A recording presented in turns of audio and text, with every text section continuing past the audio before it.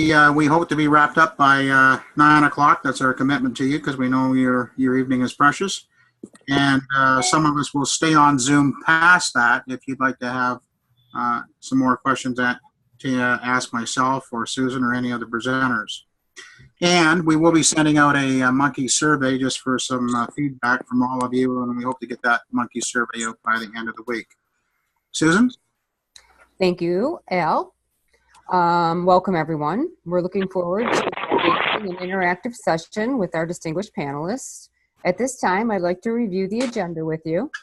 First up, we have Melissa Schrock, District Governor-elect. Melissa will kick off the session with her insights and perspectives. Following Melissa, we'll have Penny Hutton and Brian Carmichael. Penny and Brian will review Rotary web tools. And last but not least, our final presenter is Cameron Nolan, and Cameron will discuss board governance. We will then wrap up with a final question and answer session.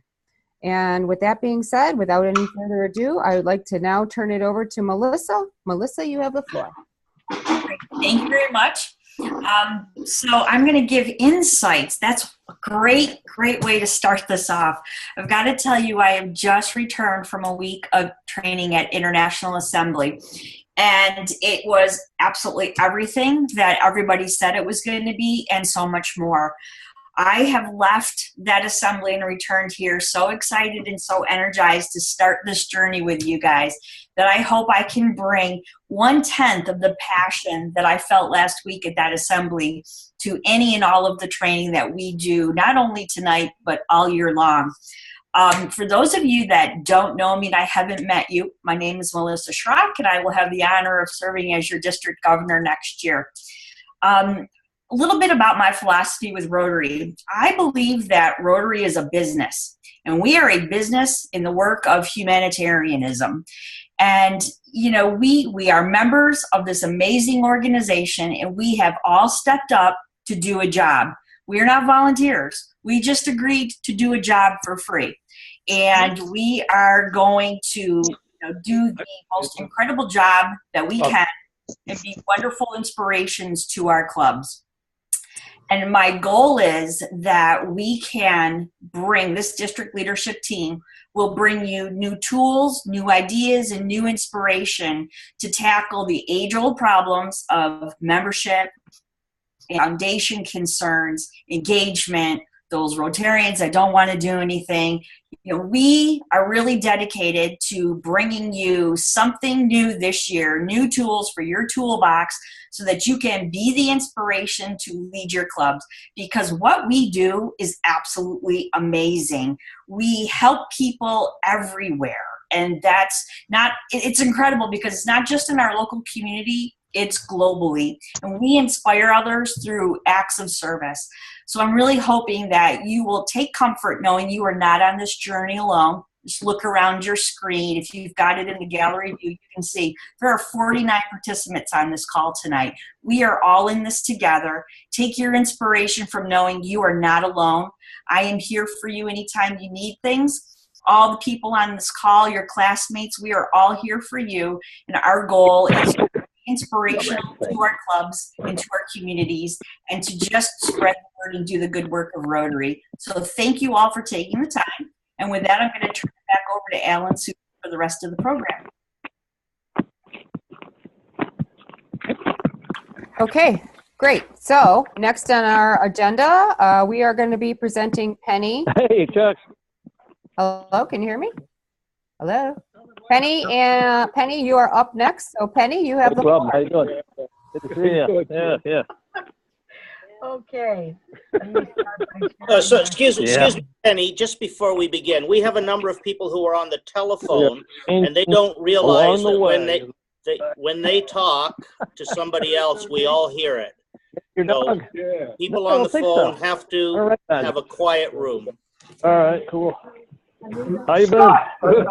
Just point out one thing that Scott, you can probably scroll back and forth between two screens. I signed up to be Rotary president. There's one particular phone call that's created an issue. Take over. Disconnect Till July. have the control to be able to do that. Start early. At the present moment, It's the 717-503 phone number that was there. They just muted themselves. But you can do that, Scott. Can I can mute those? And if there's you should be able to mute them. You should have that control. And if not, if there's one that's creating a real issue, you can just disconnect them from the meeting altogether. Okay, thank you. You have the power. Thank you, Brian. Okay, let's go. Uh-oh. There it is. Can everybody see my screen? There it is. Yeah, we see it, Penny. Okay, good, good, good. I like people to talk back to me, so every once in a while, let me know you're still there, okay?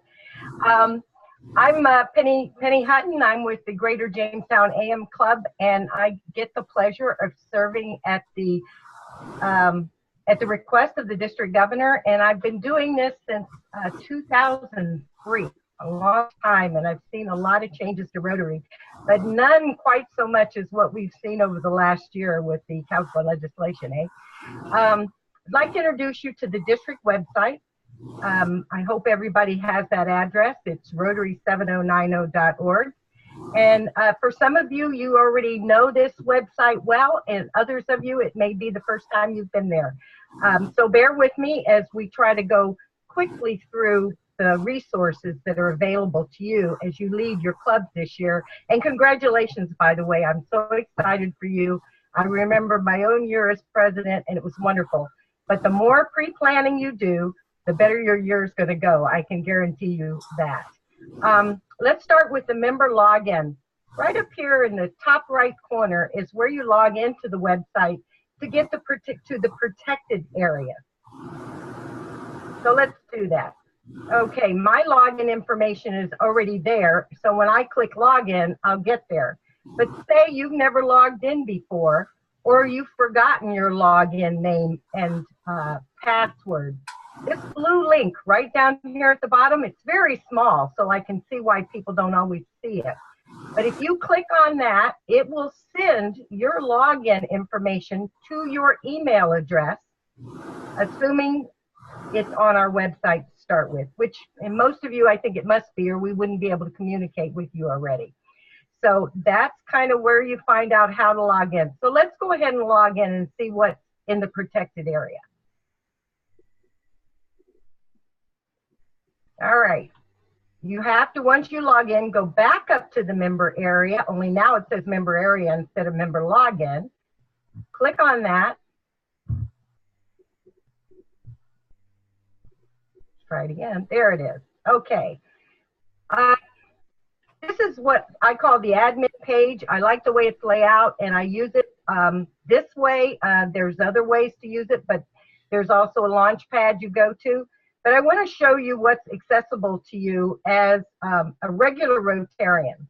All of these links here in the For Members box give you access to things. For example, you can update your profile. You don't like your login name that your secretary gave you or that was generated automatically by the system, you can go in there and do that.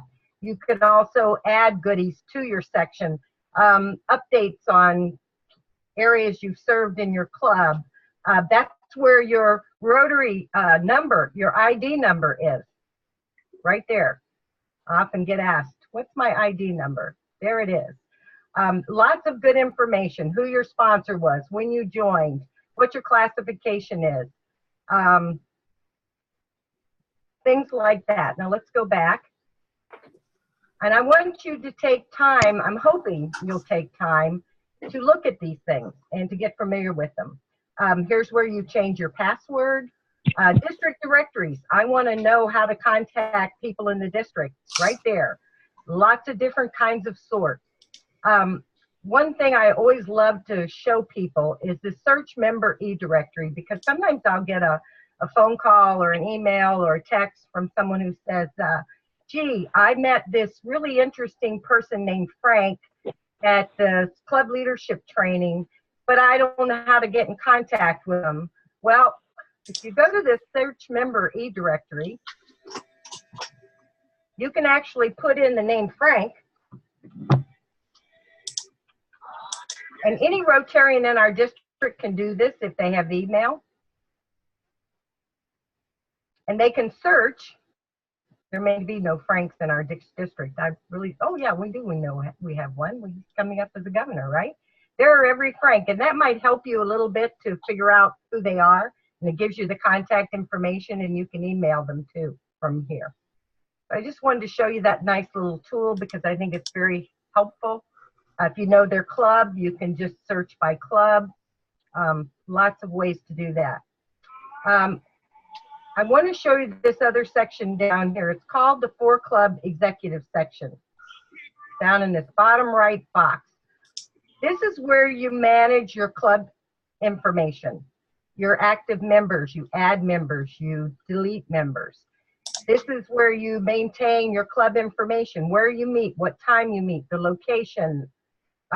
This is where, and very important, you define your club executives. This is where you tell the district and Rotary International who's your president, who's your secretary, who's your treasurer, who's your foundation chair, your membership chair, your service projects chair, your youth services chair, those club leadership plan suggested roles in your club that have, by the way, a match at the district level for each one of those roles. This is where you keep your club attendance. And this is where you integrate with RI. I just want to show you one thing. But before I do, let me mention that if you have the Club Runner for Club version software at your club, you would not use this bottom to take care of these things. You'd actually manage them on your own website, and they will sync with ours.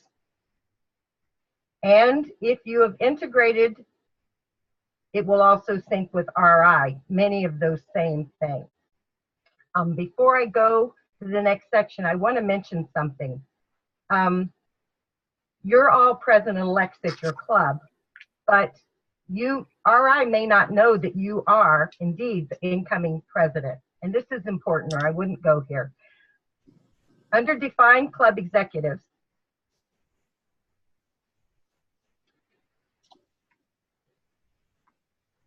even if I'm going to just do this real quick. I'm going to, I can move the screen over. I'm going to edit the president-elect, and I'm going to put in, our president is repeating this year. So I'm going to put him in, and I'm going to save it. It's that easy. But by virtue of putting Steve in as president-elect, that does not tell RI that he is the incoming president. I have to cover this because it's really important. In order to tell RI that Steve is our incoming president, we have to change the year, and we have to put him in as president next year, which I did earlier today. You can do the same thing at your club level, Club Runner software if you have it. If not, you would do it here. But by putting Steve in as president for next year, I have now told RI that he is our incoming president. They just do not have a president-elect category. So it's very important when you're dealing with computers to be specific so that they talk to each other.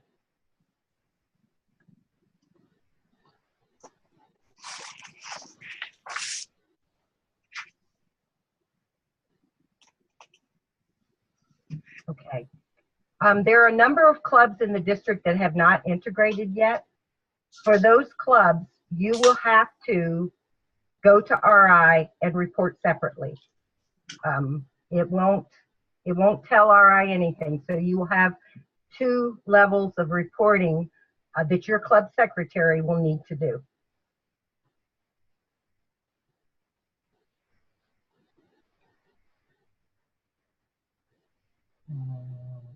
Trying to find the home button there. Sorry, it knocked me out.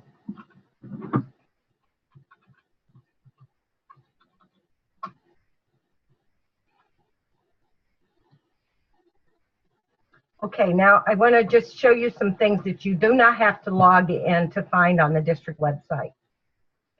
Most of you are familiar by now with how to register for an event. That follows down the right side of our page here. All the upcoming district events are listed here.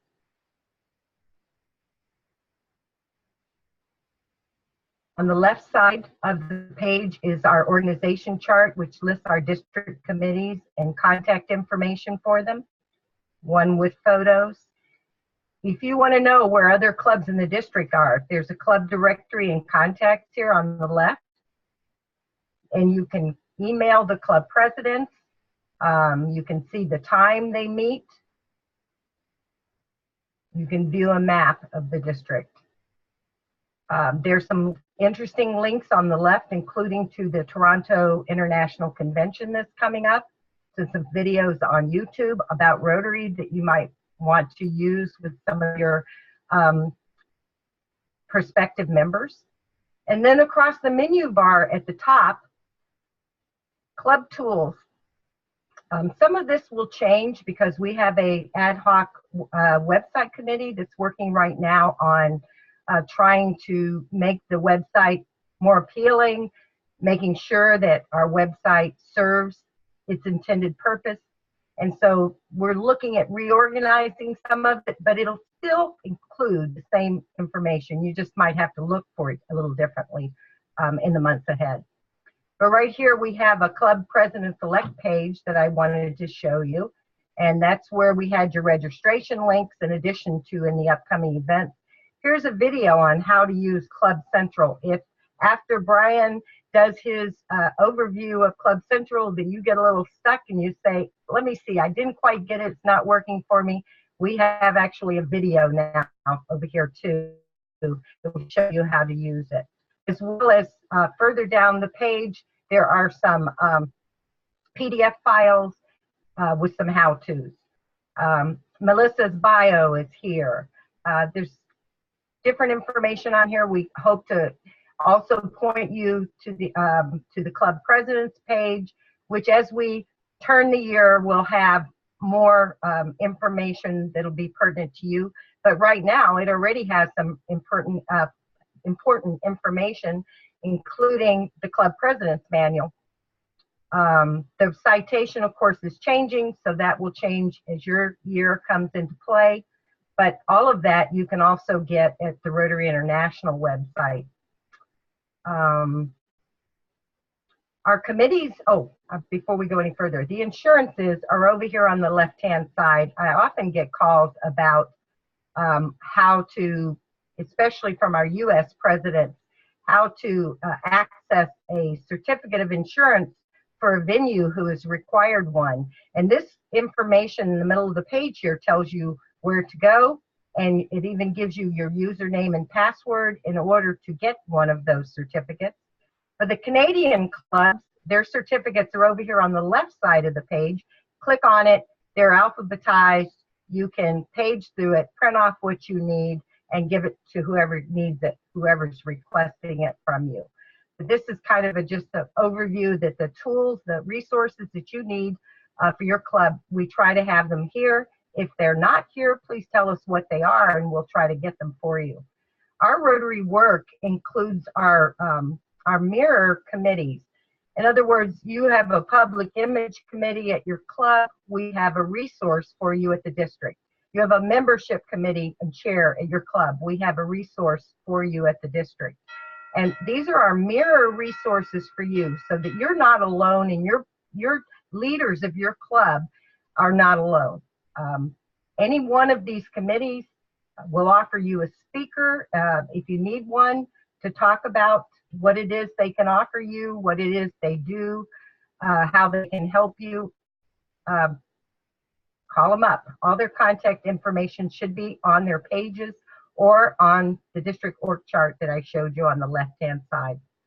District operations is where we keep our district governors and executives. There's Reg, here's Melissa, and so forth, their bios, a picture.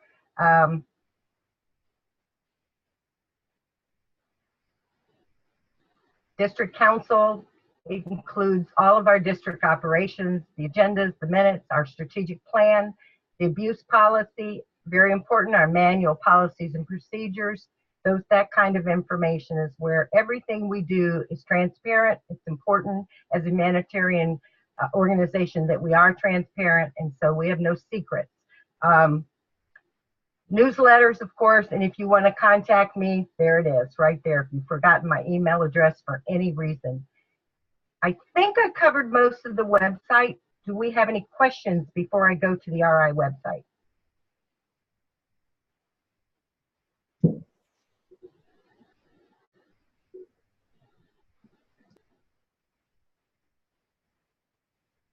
You have to take your mute off if you want to talk. Nothing?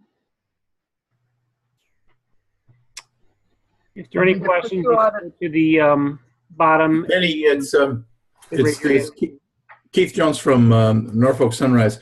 You indicated that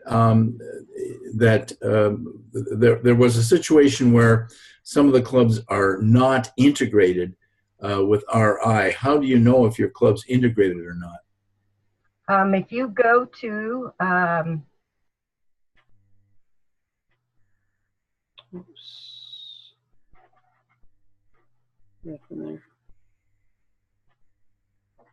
Scott, maybe you could unmute Penny. I think I'm sorry. I got it.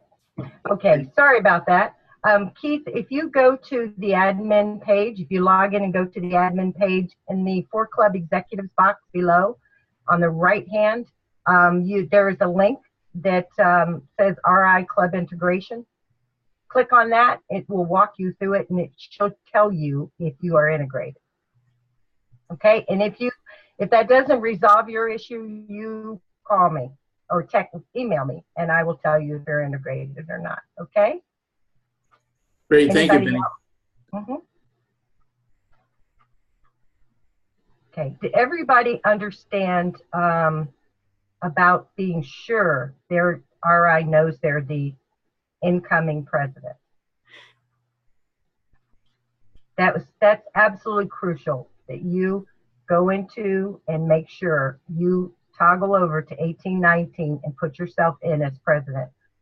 If you don't have access, and I'm not sure if you do or not, I think you do, but if you don't, make sure your club secretary does it right away. Otherwise, RI won't know and you won't have access to some of the things you need at Rotary International. Great. Moving right along, we're going to go to the RI website. To log in, you go to My Rotary.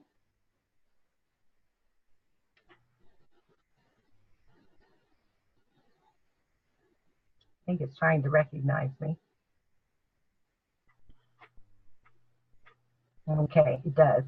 If you haven't logged in before, you'll have to go through that process and set it up. It's not terribly hard. I can walk you through it another time, but I am logged in now. So I'm going to go to the drop down. I go to manage. I go over here to club administration.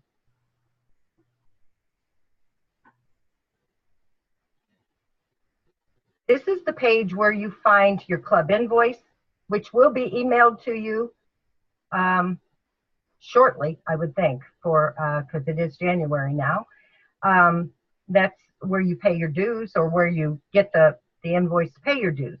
Here's where you add, edit, or remove members. Here's where you add, edit, or remove club officers. You need to be finding out if you're listed as the incoming president. Here's where you change your meeting information so that RI knows. Now, most of this, if you have the Club Runner website, can be done at the club level and integrated all the way across. So you don't have to do it anywhere else. But I always inspect what I expect. So from time to time, I'll go on to make sure that the websites are talking, that the information is there. But on a regular basis, I only use Club Runner.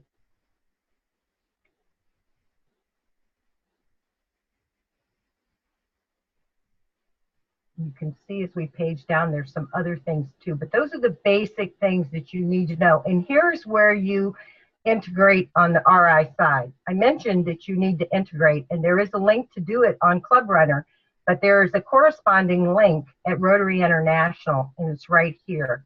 You designate a club management vendor. It gives you a drop down to pick from. You pick Club Runner and click on it, and then you're integrated. But again, you have to do it on both websites. for it to work. Another thing that's important to see here is contributions. Often I get asked to pull a Paul Harris report for clubs.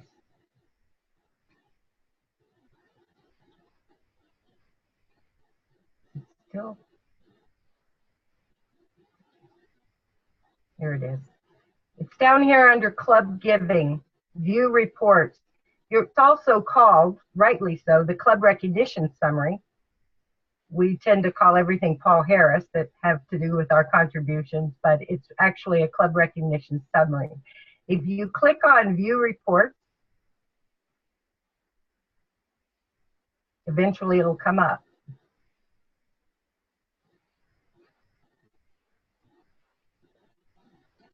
Right here under Club Recognition Summary.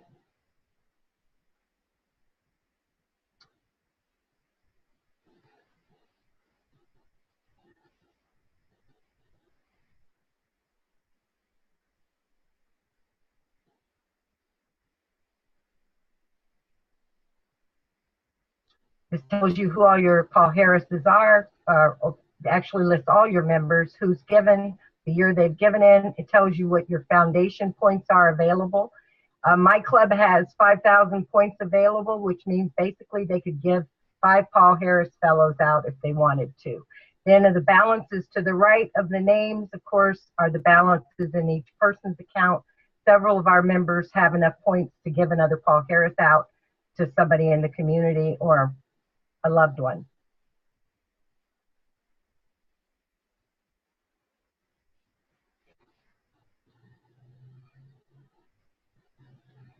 Slow today.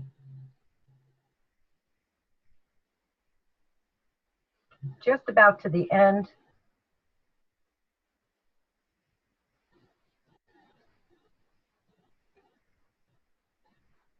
My part.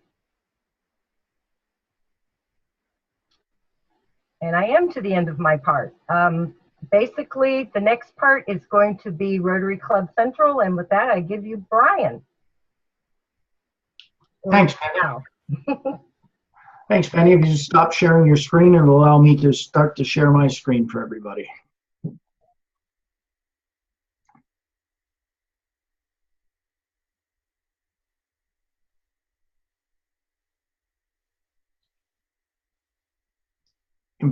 Penny, you're muted, but I have asked you to stop sharing your screen.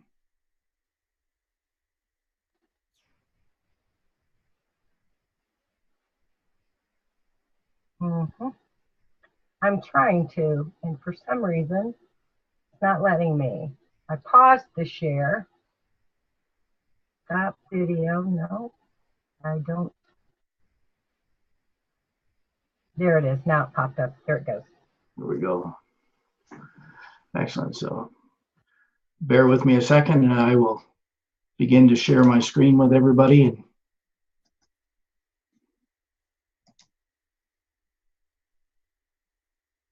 That was great, Penny. Thank you.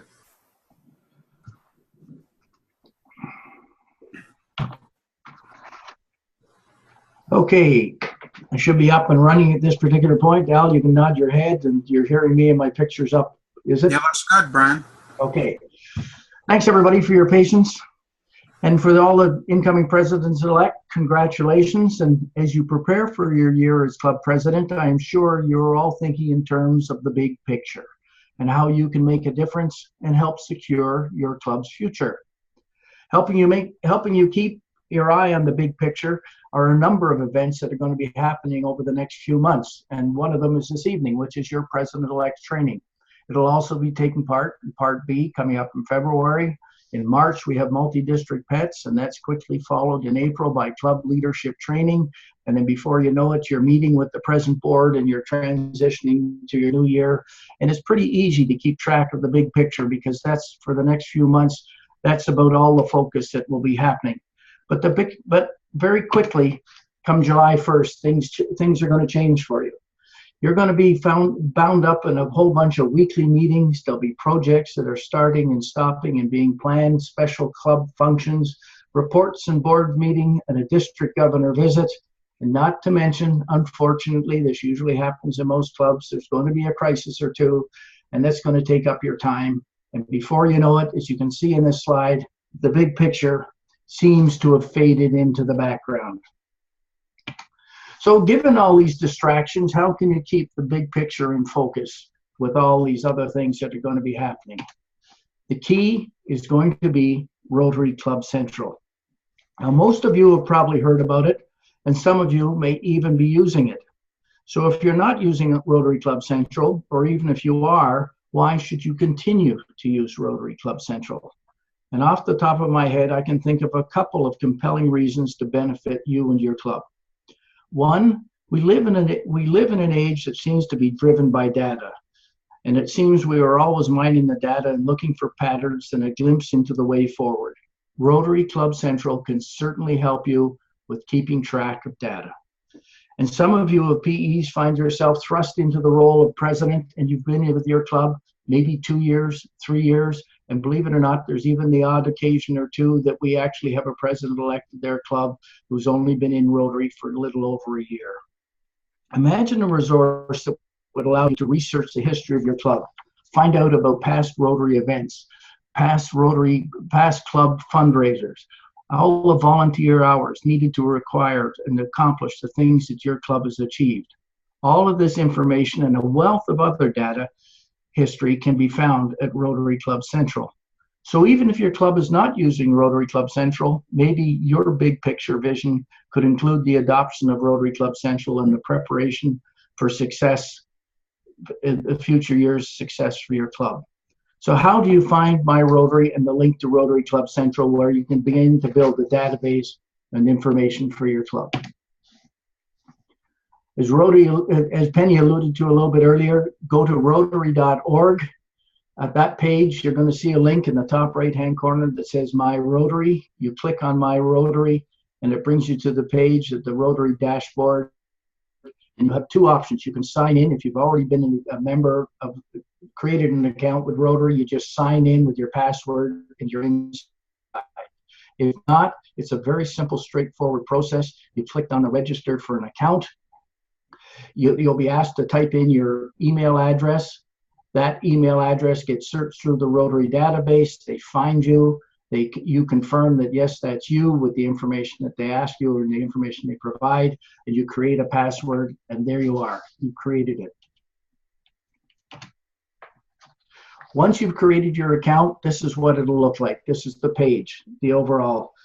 And you've got some general information on the side. It gives you the name of your club, a link to your Rotary homepage, website homepage, where your club meets, number of members in your club, and who the current president of your club is. So once you have successfully created it, how do you find this general information? So let's get back to the big picture and a couple of items that you should very much form a part of your big picture. And these you could be able to find. And what I'm talking about is part of your big picture vision should be membership and the Rotary Foundation. And as part of the membership issue, when you're thinking about it in terms of the big picture, you should include knowing your club's 5-year membership history, and as well as your club's member retention. And what I'm talking about for this retention rate is how well your club is holding on to those new members and older members. Rotary keeps track of all your members in your club. For all those that have been in there for 3 years or longer, as they leave Rotary, they keep track of this and provide a statistic for you that says you might have 10 3-year plus Rotarians. You now have 5 in your club. It'll provide you that statistic that 50% that you've held on to 50% of your long-term Rotarians. In the same way, for those Rotarians that have joined you in the last 3 years, it'll keep track of how well you're holding on to these. And the reason I ask you to sort of know this particular history is because Rotary membership has become far more complex here in North America over the last few years. And there are some real challenges that we face as a club or as an organization. And just as an example, each year in North America, we recruit about 175,000 Rotarians. Unfortunately, we lose about 178,000 Rotarians. And most of these that we lose are the new recruits that we brought into our clubs in the last 3 years. The retention stats for your club will help you and your membership committee create a positive membership plan.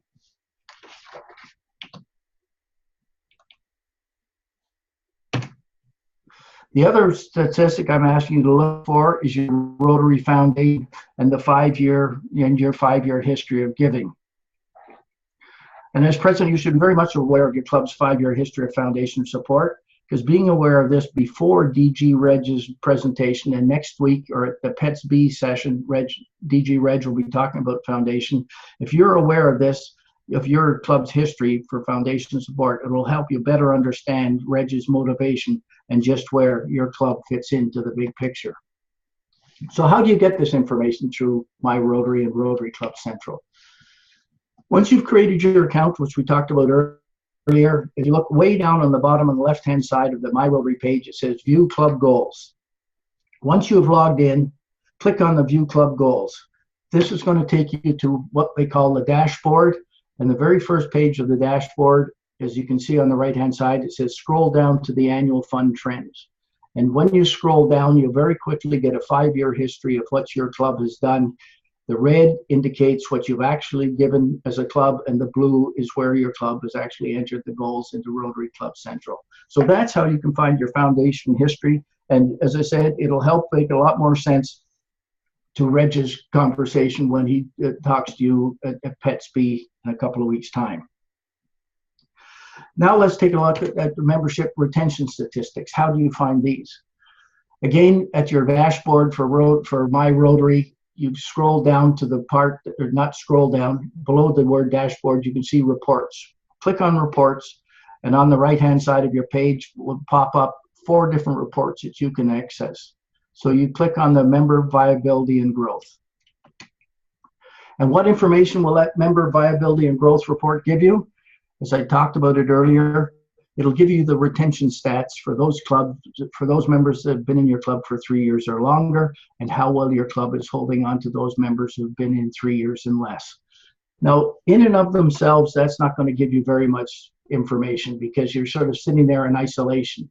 So what I will be sending out to everybody is the North American average. And once you get to see what we're doing as an organization across North America, you will very quickly be able to determine if your club is average or above average or below average in holding on to those members that you've had long-term as well as short-term. So that information will be coming out as a separate email to all of you so that you can put these numbers in perspective.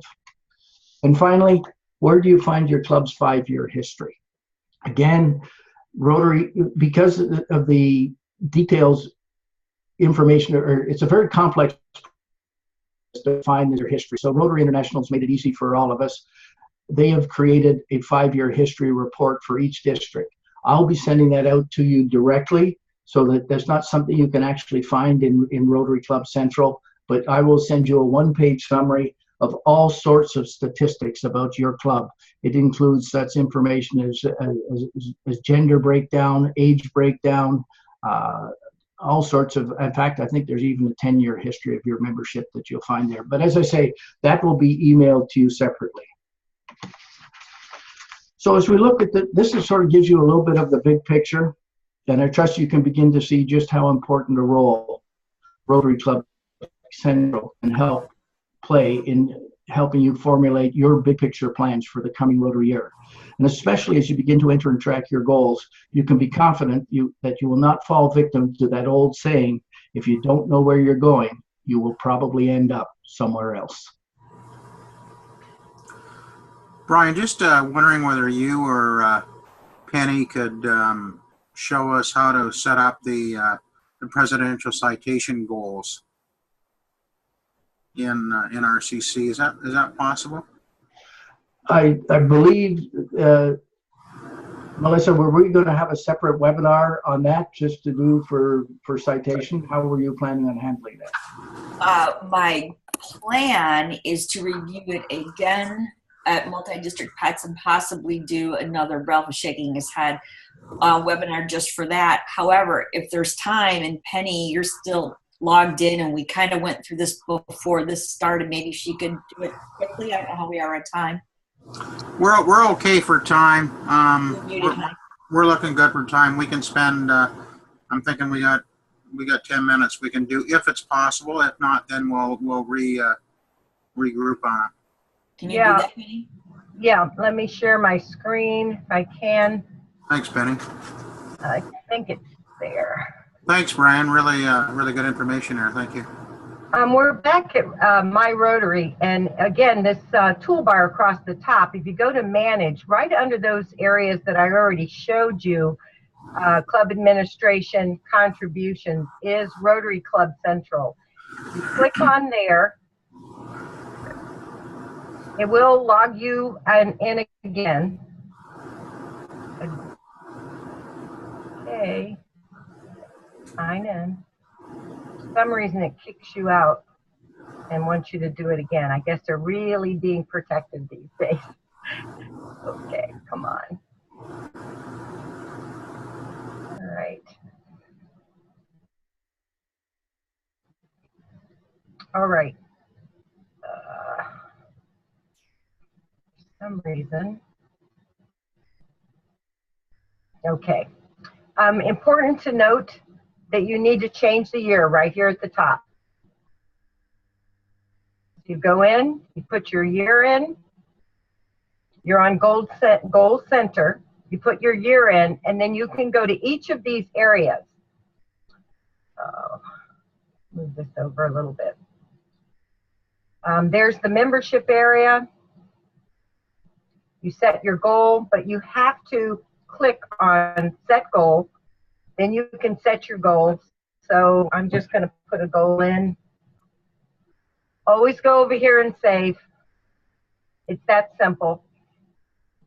Now on membership, Rotary International always update that automatically for you as you add members. It fills in that particular goal for you. But some of the other goals you have to update yourself. Let's go to Rotary Foundation Giving.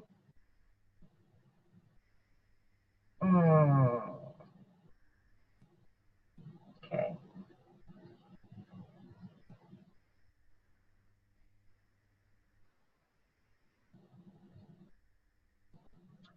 Don't know why it's not giving me all the goals now.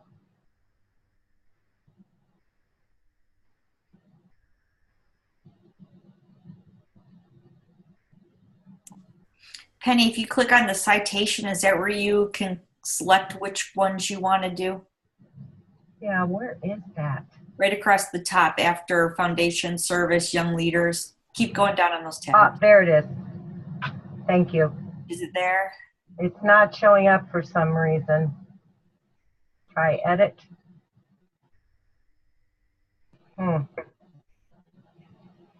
Sort selected goals. There we go. I hit all and they all came back again. It's always a process for all of us. We use these things, so rarely, once a year or something like that, and we set them up and then we go in a couple of times to update them and forget so quickly. Unfortunately, the Zoom box keeps going in my way over here. So you select the goal and you set it. And as Melissa said, the Rotary citation should allow you to pick which goals you want, but you can also do it this way. And page down, are you going to send somebody to RILA? Select the goal, put it in. Again, though, once you've done that, you need to come back after you've actually sent somebody to RILA, and you need to fill in the achievement of it. And always go back and save. It's kind of that simple. Again, it's a process, work through it. There are slides on the district website and a short video on there also that can help you, or just give me a call, email, and I can try to go on with you and work it out and see what the problem might be. But yep, it's pretty much that easy, and we always have access to Zoom if you get stuck. So what we're trying to do is help you in every way possible to do what you need to do for your club, and in order to report all the wonderful things we know you're doing. So all you're really doing is what you already do. You're just telling Rotary International so that it can tell the world what Rotary's doing. Any questions for me? Because I think we've probably about run out of time. I just want to address, if you don't mind, Penny, something that came up in the chat about wanting to know when the citation goals will be available on the website. The citation is out. It's incredibly simple. I guess, Penny, I guess that's a good question for you. We have the PDF. When do you want to add it to our website, or do we want to wait for July 1? But I can send it to all the president-elects No, now. I will. It's actually, there's already a link on that president-elect page on the Club Runner website, the district website, under Club Tools, president-elect page. There's already a link to Barry Rassin, the incoming president of Rotary International, and I believe there are links on that link to the citation, but I can definitely put the PDF on our website on the president-elect page now. Yeah, why don't we do that? Because it's going to come up a lot in the next few weeks anyways. So And that's I absolutely agree. Now is the time, because as the incoming president, you should be planning your year now, and no better planning tool than to have the president's citation in hand. Thank you, Melissa, for that suggestion. I will get it up there.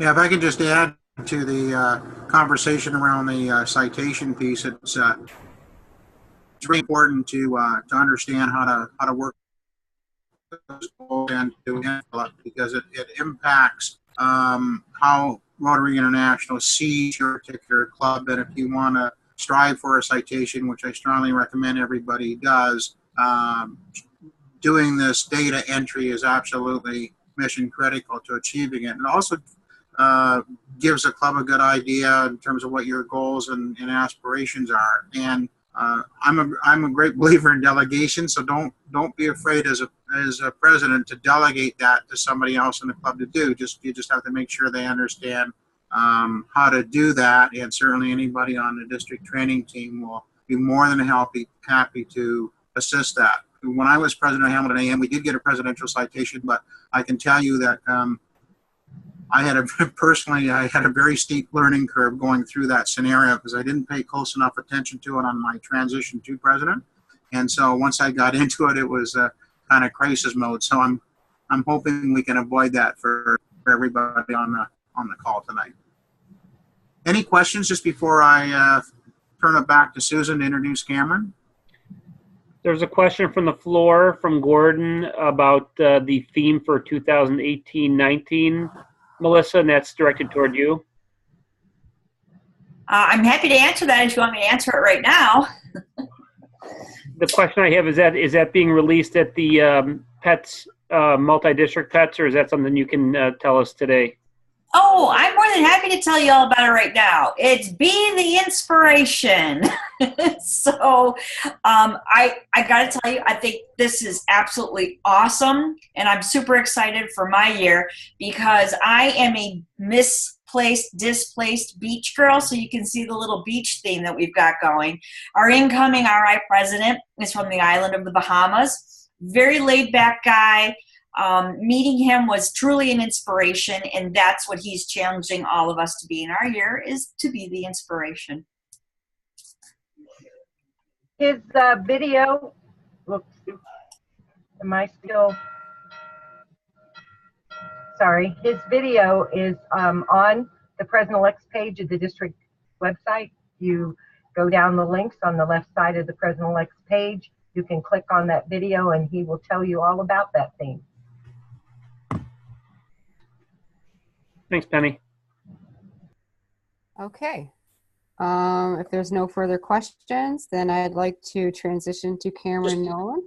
Yeah, there was a question from Jim Ellison. Jim, I just unmuted you. Did you want to ask your question? Jim?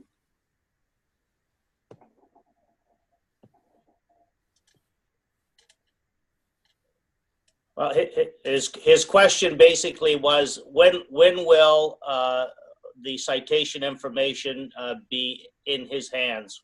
When can he get it?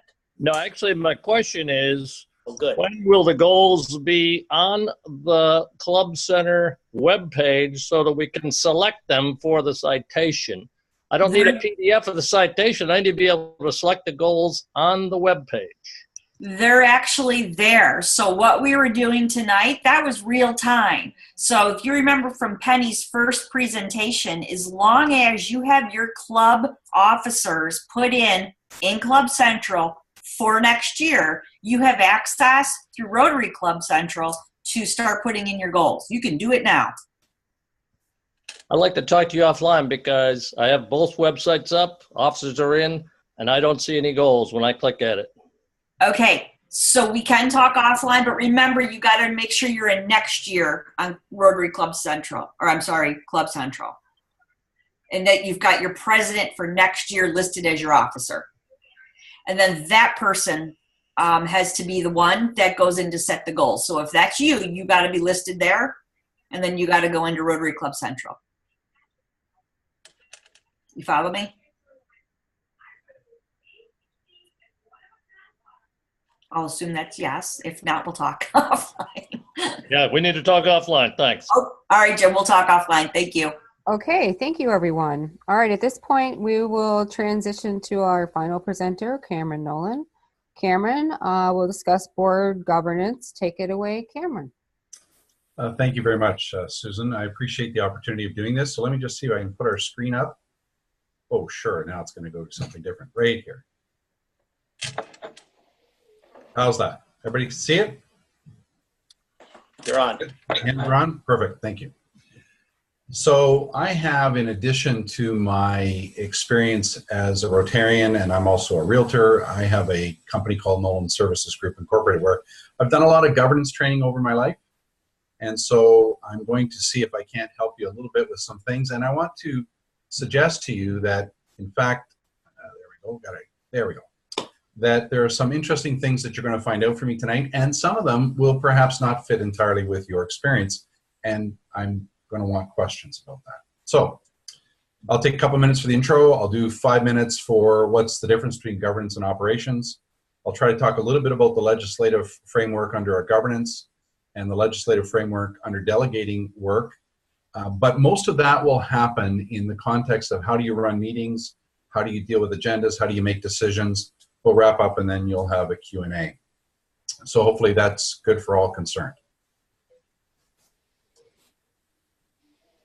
You can see the quote that's on the screen. I start with this quote because some of what I'm going to tell you, as I mentioned, is not going to resonate with you in terms of your experience or what you hear from other people. And as a result of that, I'd like you to keep an open mind as to what we're going to talk about today, and understand that for me, what we're talking about comes from the experience that I'm going to share with you now. So let me tell you about myself first. So I've been doing governance work. I know I look like I'm only about 40, but I've been doing governance work for 41 plus years. I have sat on 45 plus boards and committees. I've chaired the Hamilton Wentworth Housing Authority. I chaired the Realtors Association of Hamilton-Burlington for a period of time, for 1 year. I was trustee of the Hamilton Health Sciences here in Hamilton and actually ran the governance committee there. And today I'm also president of my own cooperative that I live in. And I've led significant governance changes both at the Hamilton Construction Association and the Realtors Association of Hamilton-Burlington. So I come at this perhaps seemingly from a corporate world, but a great many of the activities that I've been doing are not-for-profit as well. And as a result of that not-for-profit experience, I really do have an acute understanding, and I hope I can impart some of it to you, of the difficulties that exist, particularly in Rotary clubs, as it relates to, we're kind of like a get-it-done organization. We're not really about too much regulation. We have regulation, of course, but we're not really about that. We're about getting it done. So I want to talk a little bit about how do you manage that and why is it important to manage that. In the province of Ontario, which I'm most familiar with, and I do start with saying I'm sorry that I'm not as familiar with the New York State not-for-profit corporation governance, but there is some law that impacts us, whether you're in New York State or whether you're in Ontario, And that law is the Ontario Corporations, or what I understand is the not-for-profit. You need to, as individuals who are directors particularly, certainly if you're president, you need to know what these say. And again, while I can't comment particularly about the New York experience, somebody in your club probably can, or somebody that your club knows, or there may be a lawyer that's involved with not-for-profit or non-government organizations that can assist you. And you should be paying attention and getting their advice. And then in addition to that, most organizations have articles of incorporation, of course, bylaws. These are your regulatory framework for what you do. You should know them inside out if you're going to make sure that you adhere to what you're doing. And oftentimes you're going to feel like they get in the way, and so we'll talk a little bit about that. What is the difference between governance and operations? What is the essence of that difference? Well, governance is actually the highly regulated activity that you're involved with. You may have to file tax returns. You may have to keep minutes of decisions that are made. In an organization, typically the organization appoints an auditor at an annual meeting of the shareholders or the members, as we would think of it in terms of Rotary. Operations, of course, is more discretionary. What are we doing for the fundraising this year? Are we having it at facility A or facility B? When we have our meetings in the morning, do we want to start with X or Y? Do we want our speakers first or speakers last? Those are operational things. They're discretionary. They're often delegated. Governance is therefore the highly regulated sets of things that you have to do. Operations are those things that are more discretionary. However, in Rotary, we kind of do both. And that becomes the challenge because we're doing them at the same time. And we're trying to do them in the same meetings. And we often, as a result of that, because we don't like rules of procedure or rules of order. Many of you will have heard about Robert's rules. I'll bet you none of us really use them, although in my opinion, they're the best. And we often will talk about, we just got to get it done, so let's make a decision in the meeting. Minutes don't necessarily reflect that decision clearly. It's a bit convoluted. People forget over time. It's just easier and faster. Let's just get it done. But what that does is it leads to the potential for mistakes. And those mistakes may cost you in terms of your governance and your regulatory and your regulated responsibilities.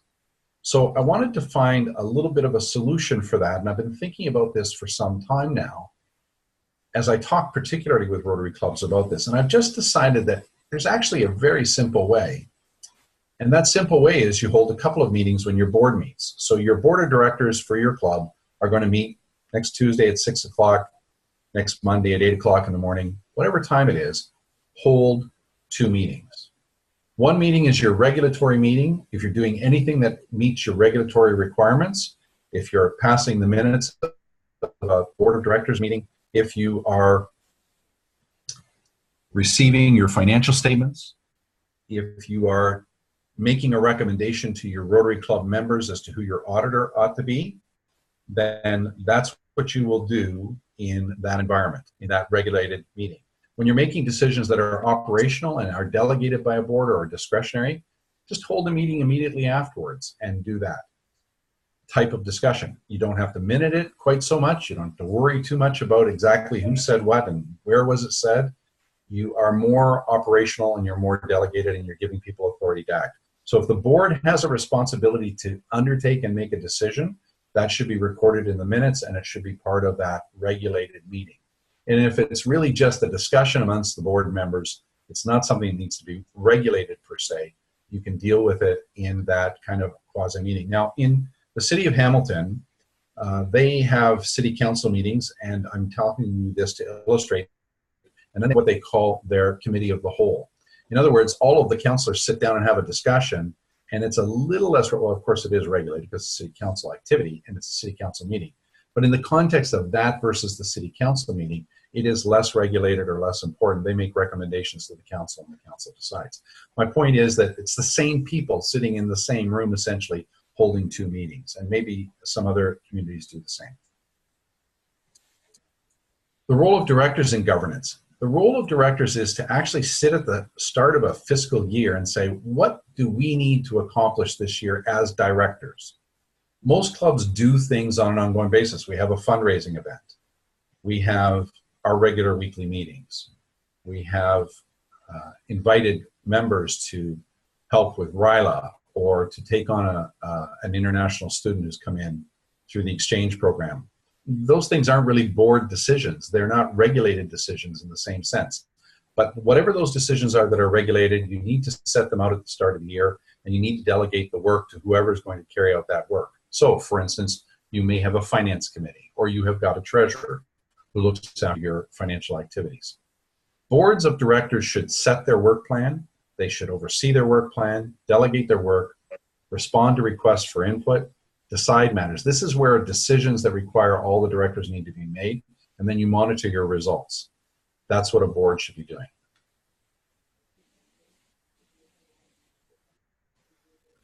You might think of it in terms of the regulatory framework, in terms of what committees are necessary. There should be an audit committee, somebody who looks after your audit. They don't have to meet every day, and there don't have to be a lot of people. But one of the responsibilities of a board of directors is to make sure that the organization's finances are in fact being handled appropriately. You probably have a trust fund or a charitable activity. And if you do, that is a regulated environment, and you should be deciding that. With respect to nominations of directors, that should be a regulated environment, and so should finance. But there's very little else that requires a regulated board formal discussion. Mostly everything else can be handled by what I call that committee of the whole, where the board acts, and then you're having those two meetings. So here's some operational things. They're pretty self-evident, and clubs look after all of these things on an ongoing basis. They have chairmen, chairpersons for all those activities, and that's all fine. So what I'd like to move with now is, having distinguished between the two, I want to perhaps talk for a little bit about how do we effectively manage this activity that's the regulated one, and can those same principles apply to the non-regulated activities? That is to say, trying to help us understand the difference between the formality versus the speed, and how we can hold two meetings and how they can be managed. So let's talk a little bit about that. I wanted to talk about one other thing, actually, before I get there. I forgot I had inserted this slide. Most of us, I believe, have what we commonly would refer to as directors and officers liability insurance. We would indeed have some kind of wording in our bylaws that say that we are, in fact, as directors, we are going to be limited in our liability, and the organization will indemnify us.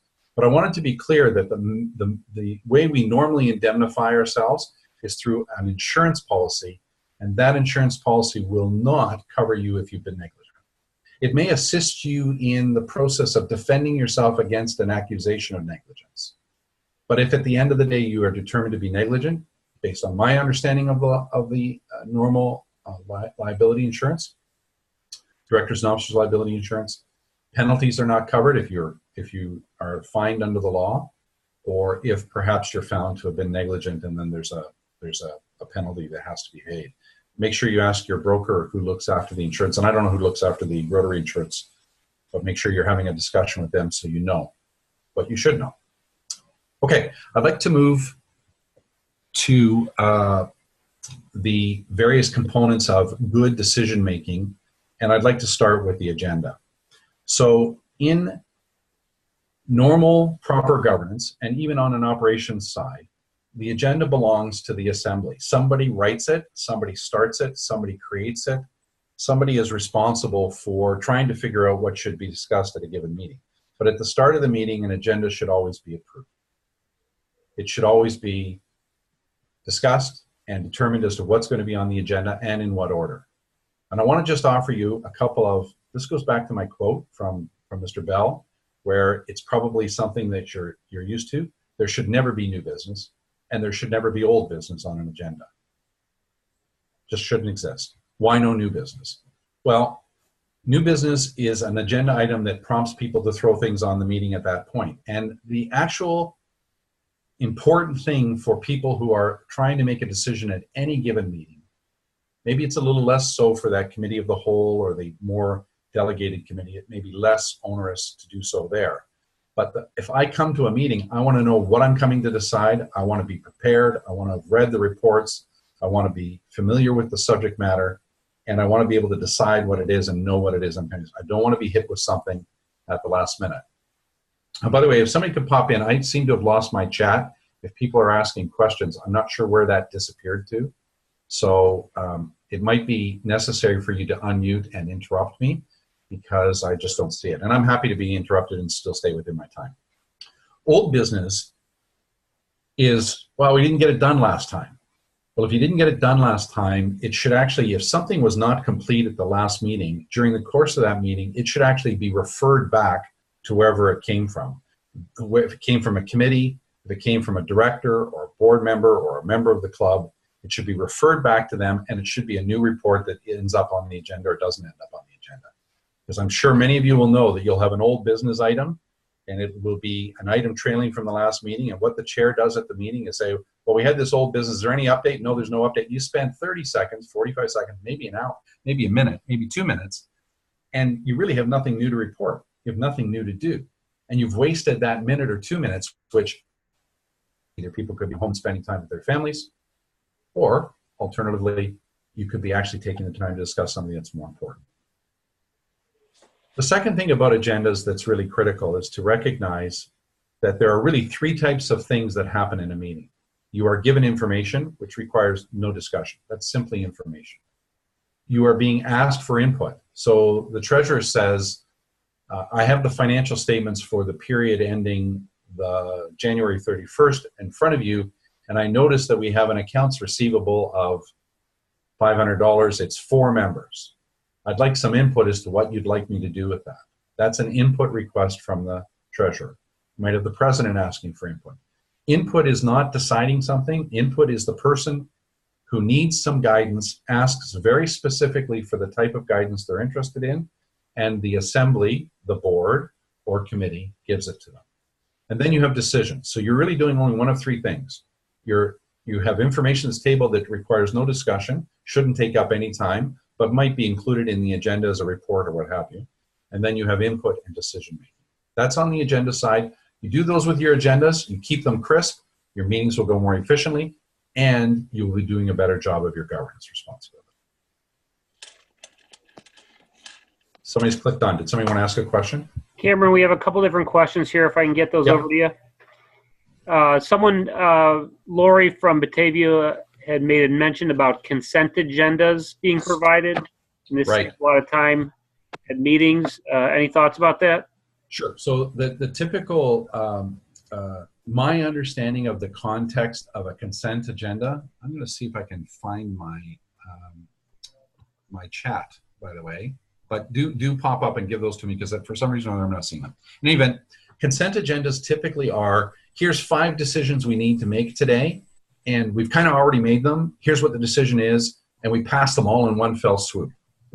I personally am not a fan of that, but it certainly can have the same effect. So consent agendas is an acceptable way to go, but it just complicates the way minutes are written. I would prefer minutes to show each decision individually. And if you run the meeting well as a chair, so for example, the way I would run a meeting, and I'm happy to show somebody sometime, your meetings will go very, very quickly if you run them correctly as a chair. What was the second question? Second question regards Rotary insurance, and does that cover director and officer liability, or do the clubs have to get separate directors and officer liability coverage? Go ahead. I was just going to answer it and say we do have coverage both in Canada and the U.S. Correct. And it should all be on our insurances page. Thanks, Ralph. Thanks, Penelope. Okay. Cameron? Yes. Let's see here. One more. Let me see here. A couple more questions here, I believe. Let's see here. Nope, I'm sorry. You covered it all. Okay. I think Lori had some input there. I'm wondering whether you can unmute Lori. Oh, sure. Let me just grab that for a second here.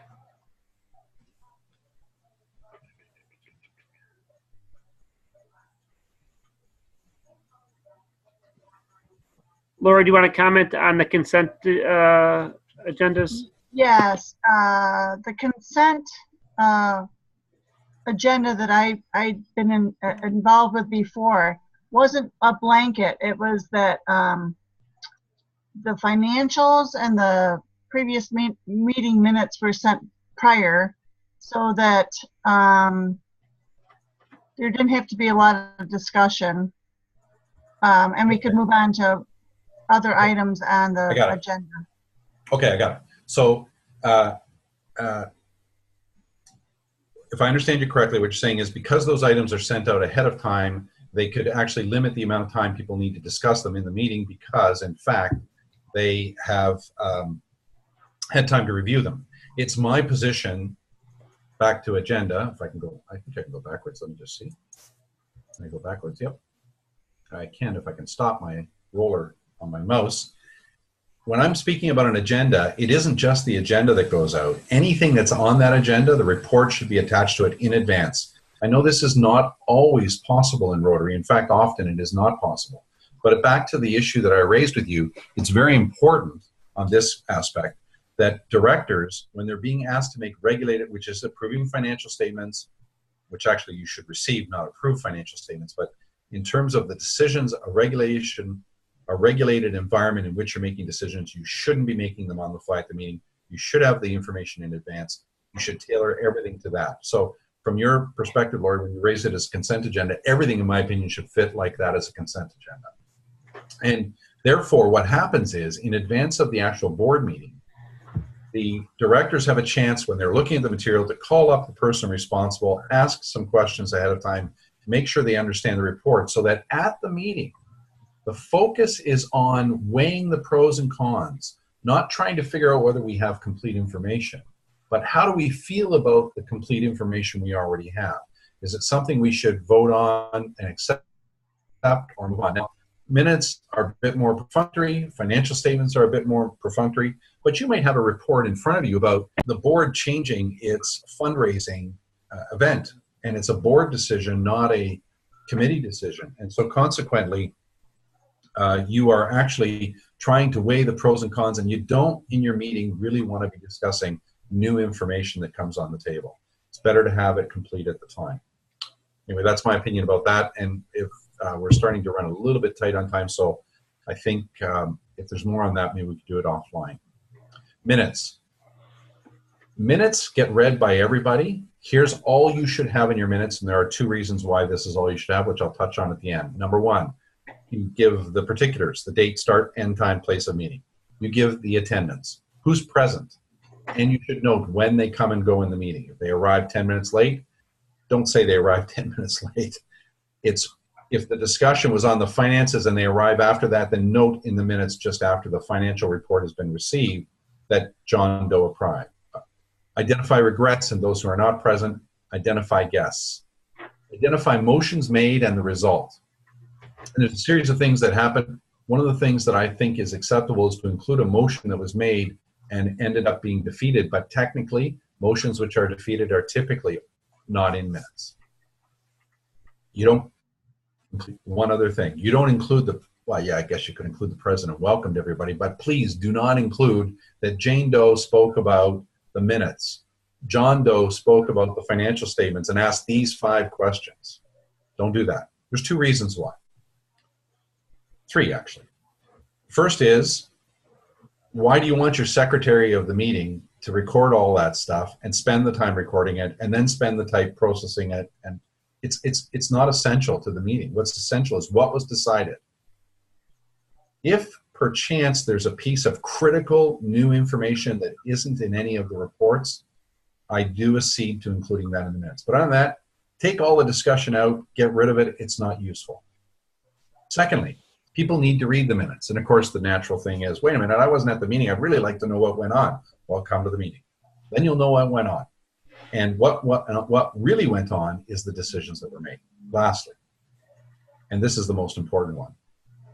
If you're ever sued, I don't know if any Rotary Club's ever been sued. Probably not. But if you are sued or somebody challenges you, then the minutes are a record. And notes in minutes, discussion in minutes is out of context. It's rarely can a recording secretary record every single thing that was said in its exact order and in the exact words with the exact intent of the person who said them. Don't include them. Take them out, get rid of them. That's my view on minutes. You should have reports. I know we all hate reports, but the report should be written. It should be available in advance. As I indicated, there's information input and decision reports. And the reason you do that is so that the record is clear and the information is clear, and the people attending a meeting can in fact do that with some certainty of knowing what they're being asked to decide. So I'm a big advocate of this, but I do understand that it can't always happen that way. So when it comes to your regulatory environment, you're deciding things that the board has to decide as a board of directors in its formality. Make sure there are written reports. Even if it's one line, here's your financial statements, move that they be received. For the less regulated environment, which you're keeping a separate set of minutes for and is not so formalized, maybe you don't always have a written report, although I would still advocate for that for the reasons that I've indicated, which is people are getting their information in advance. They're able to make a cogent decision based on the complete information. Record keeping.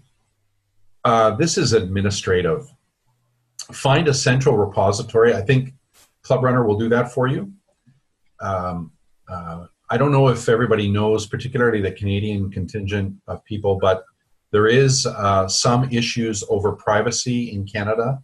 And I'm not familiar with how that might apply in the US, but there are some issues about what you keep. I think Rotary clubs are not so, like I as a professional realtor, I have serious record privacy information requirements. Rotary clubs probably don't have it, but the Rotary Club of Hamilton AM has information on me, which is personal, and in a way might be private.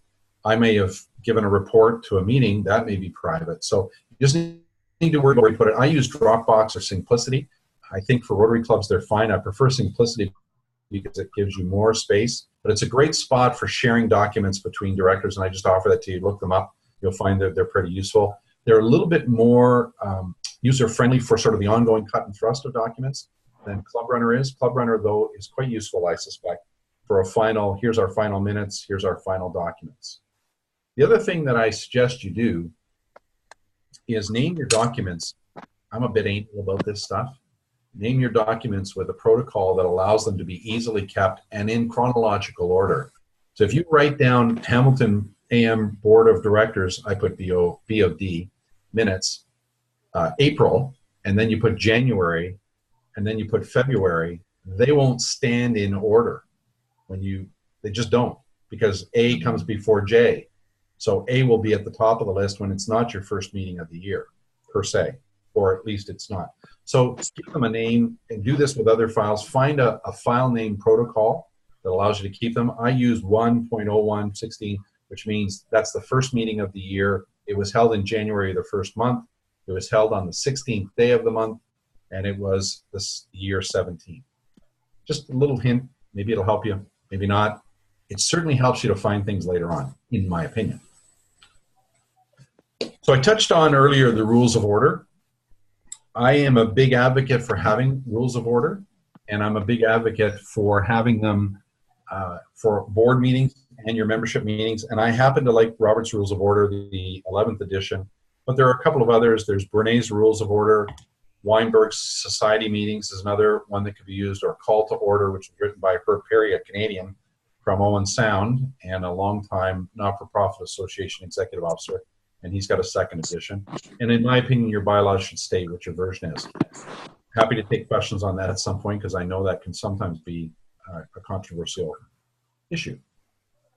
Okay, so in terms of speed of your meetings, all of which goes, in my opinion, to the efficacy of your meetings and the recording of your meetings, just remember that the chair's role is to facilitate discussion, ensure that perspectives are made and heard, and should limit repetition, and should be clear about whether information is on the table which doesn't need discussion, or whether it's input, and make sure the input is given in a way that's cogent and related to the input being requested, the request for input, I should say, and that decisions are clear. There is nothing wrong with the chair of a meeting, and I do it all the time, going like this. The financial statements I know is the next item on the agenda. I will actually do this. Moved by Mary, seconded by Jim, that the financial statements be received. Any discussion? Get the discussion out of the way. Good. All those in favor, please vote. Any opposed? Done. And frankly, it'll take no time at all. I actually move things along to make sure that the discussion is focused that the time available is actually focused on people being able to talk with each other about whatever it is the decision that they're being asked to make. So if you're a chair of a meeting and you'd like a 30-second lesson or a 2-minute lesson or a 5-minute lesson sometime, feel free to give me a call. I'll be happy to help you. The chair also should draft the agenda and make sure they know the agenda inside out, recognizing, of course, the agenda can be amended at the meeting. But you're not in control of the agenda. You're simply the provider of the framework of discussion for that meeting. And lastly, you should assist where appropriate for motions to make sure that they're worded correctly. And any motion should have in it, although I don't detail that here, what it is that's being decided. If there's a delegation of authority, to whom is the authority delegated, and what is the limits on their authority, and who is going to take care of the action, and how long or when should it be done by. So I can certainly talk to you about some issues.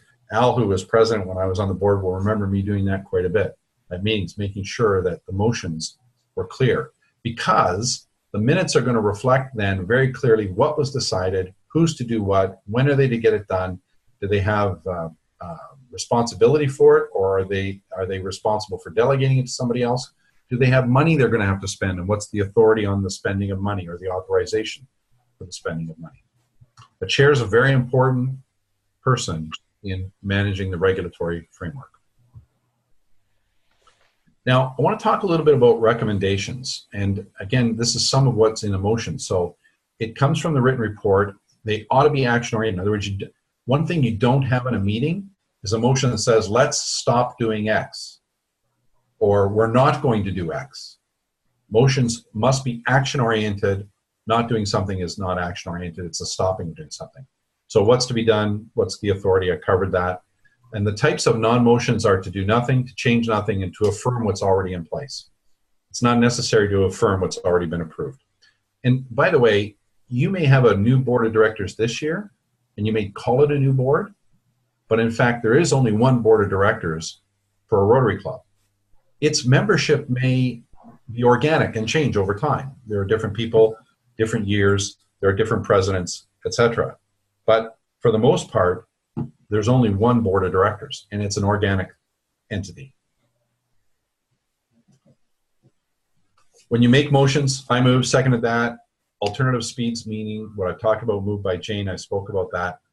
And I prefer in the motion of the minutes not to include who moved it and who seconded it. It is not important, because the motion in a meeting belongs to the assembly anyway. It doesn't belong to the person who made it. It doesn't belong to the person who seconded it. And by the way, the mover and the seconder cannot withdraw their motions. Once made, once accepted by the chair, it belongs to the assembly. I'm using those formal words purposely.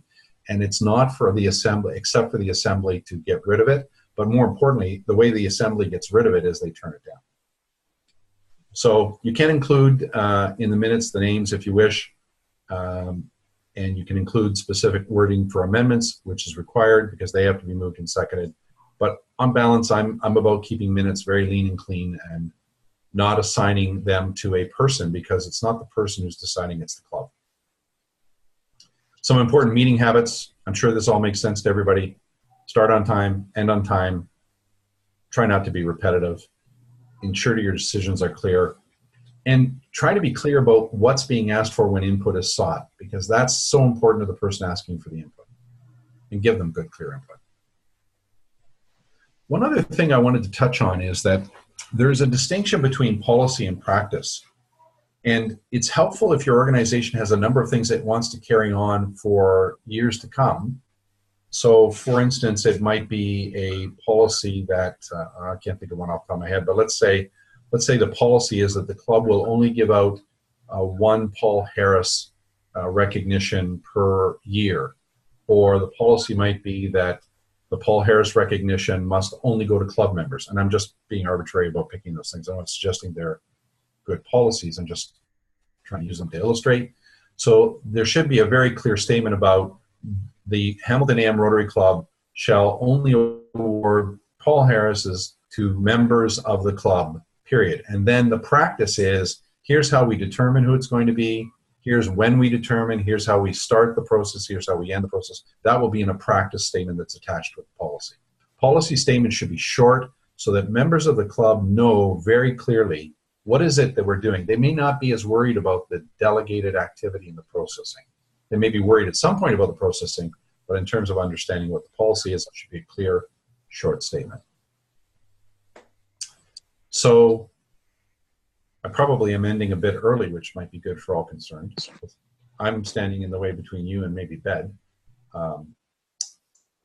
It's not the idea. It's actually never the idea. So I've given you some ideas. It's always what you do with it.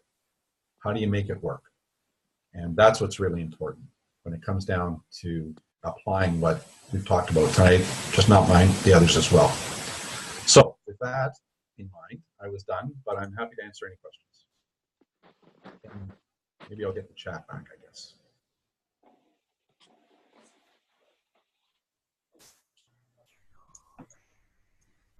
Any questions for Cameron?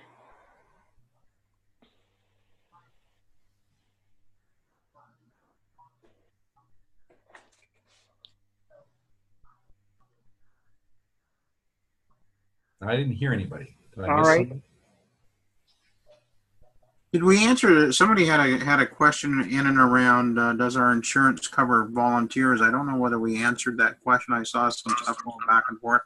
Does anybody want to tackle that question? I know Ralph put a response up there regarding policies that might be on the Rotary, on the district website about that, Al. All the information is on the insurances page under Club Tools. It also gives a couple of our district people you can contact, one for the RI, for US and one for Canada, that can help you, as well as it gives you the policies. I'm not sure about non-Rotarians. I doubt they're covered, but I'm not sure. Well, also, it may not be that volunteers are covered. It may just be directors and officers. So you need to look carefully at who's covered or not covered. And bearing in mind that actually it's a question for insurers and brokers and lawyers more than it is for me. But my experience would be, my expectation would be, and subject to what the experts might tell us, is that in fact, the typical liability insurance only accrues to directors and officers. Cameron, I have a question here about tabling a motion. Any thoughts about how that should be performed? Yeah, so tabling a motion should be to table it to a specific time. There are some complexities in the rules of order that I recommend, which is Robert's rules, and as it relates to tabling a motion, here's basically what happens. You table a motion, so moved by Joe, seconded by Sten, or moved and seconded that the motion before us be tabled. Fine, it gets tabled. It's set aside, in other words. It's not being dealt with in the moment. And by the way, never gets dealt with. Unless at a future meeting or later on in the same meeting, somebody says, I move that the motion tabled be, I forget whether it was revived or reinstated. I just forget the word off the top of my head. But it's lifted from the table, I think is the terminology. And if it's seconded and then voted on, it's lifted from the table. But by the way, if the vote doesn't go by the majority present, it's not lifted from the table. It stays tabled. The other option is to refer. I prefer if there's a doubt about deciding something, my preference is always to have it referred to whoever brought it forward, refer back to John, or refer back to the treasurer or to the chair of our, because really the reason why a decision probably isn't being made in the moment is there's either incomplete information, some question about the legitimacy of the information that's in front of you. There is some uncertainty, more or less attached to what's in front of you, not that people are, although I'm a procrastinator probably, so I might procrastinate on some things, but it's not procrastination really, it's about the information. Refer it back, let the person who did it answer any detailed questions, and then they can bring it back as a report at the ensuing. Cameron, can't the motioner withdraw their motion and No. bring it back another time? I thought the motioner could in Robert's rules. Not somebody else can't, but No. Once any, whether it's at a club meeting, which is a formal club meeting like your annual meeting, or whether it's a director's meeting, once a motion is moved and seconded, and the chair says we have a motion moved and seconded, it's now been accepted by the chair as a legitimate motion. It now belongs to the assembly. The assembly can vote it down. The assembly can table it, refer it. They can do all kinds of things with that motion. But the one thing that can't happen is the person who moved it say, I'll take it away. Now, oftentimes a discussion ensues, and it usually ensues on something that's brought up at the last minute that doesn't have a report attached to it, that's not complete. It's actually something that is, what's the word I'm looking for?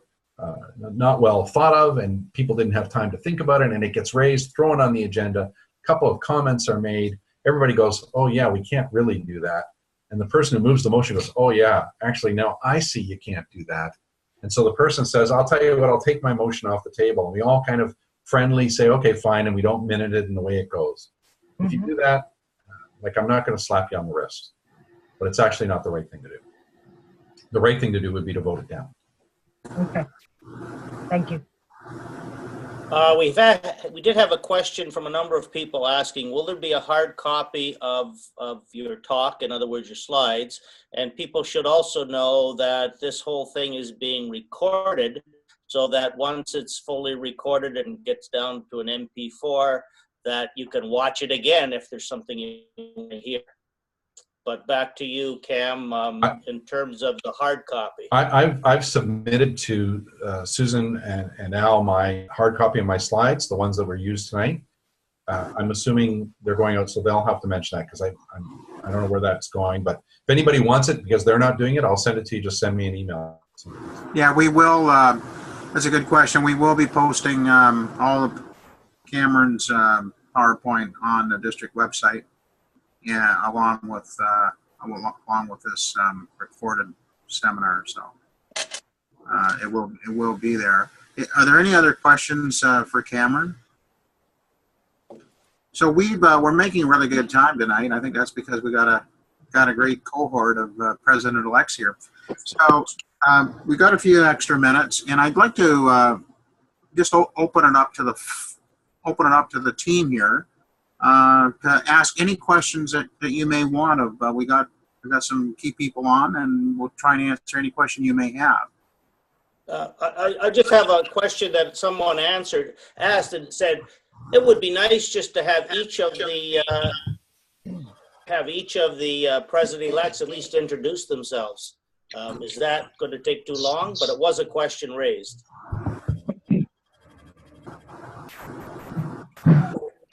I think we can take a look at that, Ralph. Great idea. Question of the technology and our timing on it. But yeah, right now I would like to open it up to everybody on the webinar tonight to comment on anything that you've heard, ask any question that we haven't covered. I'm sure there's lots of stuff. So the floor belongs to our president-elects.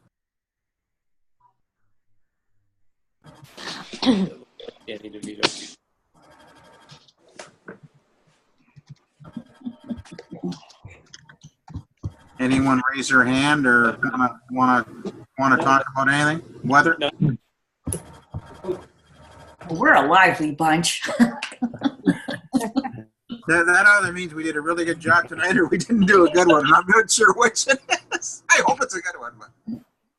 But we still have 50 of us here, so I think we did okay.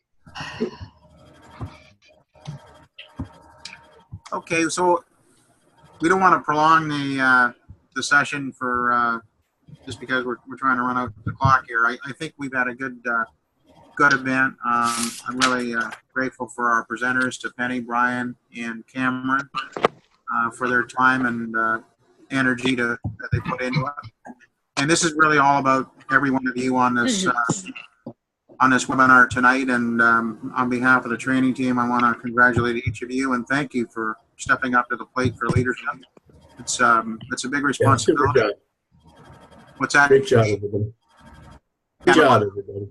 Thank you. The most important thing is have some fun in your year. It's a great, I can tell you, as being the president of Hamilton AM, it's a great honor, and it is a lot of fun, and you'll feel really great at the end of the year, and you'll accomplish a lot of things. And at the end of the day, it comes down to just good, solid leadership, consensus building, and just listening to people and trying to deal with issues as you move through it. And we've given you a good framework. And the stuff that Cameron talked about, while sometimes it feels a little dry, I'll tell you, it can sometimes be the difference between having an engaged club or a disengaged club by following procedures and processes where decisions are made. Somebody comes back and says, well, when is this, who made it and how? And it's nice to be able to say, by the way, the board made it and here's how it was done, opposed to somebody saying it was just done willy-nilly. So those kinds of things are very important. And so, Susan, I'm going to let you hand it off to Melissa just to close out our session.